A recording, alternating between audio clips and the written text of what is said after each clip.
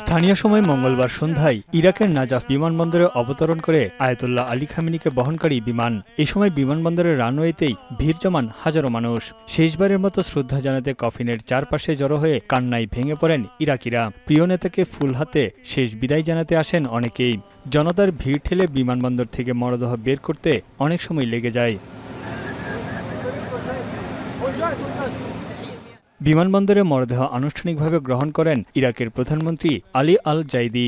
এ সময় সঙ্গে ছিলেন প্রেসিডেন্ট মাসুদ পেজেশকিয়ান সহ ইরানের শীর্ষ কর্মকর্তারা।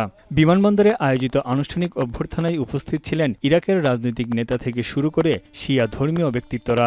নোভা এলইডি টিভি, ঝকঝকে ছবি, নিখুঁত শব্দ, ৫ বছরের ওয়ারেন্টি। নোভা মানে সঠিক মান, নিশ্চিত সেবা।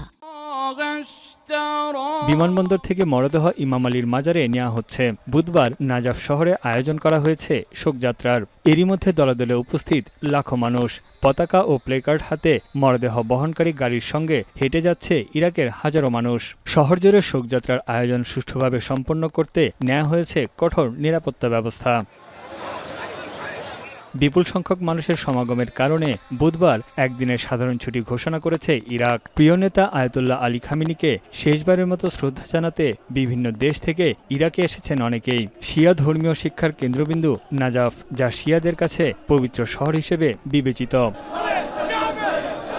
নাজাফ থেকে শোকযাত্রার মধ্য দিয়ে মরদেহ নেওয়া হবে পবিত্র কারবালা নগরীতে, যেখানে শায়িত আছেন ইমাম হুসাইন। এখানেই অনুষ্ঠিত হবে খামেনির জানাজা ও সবশেষ আনুষ্ঠানিকতা।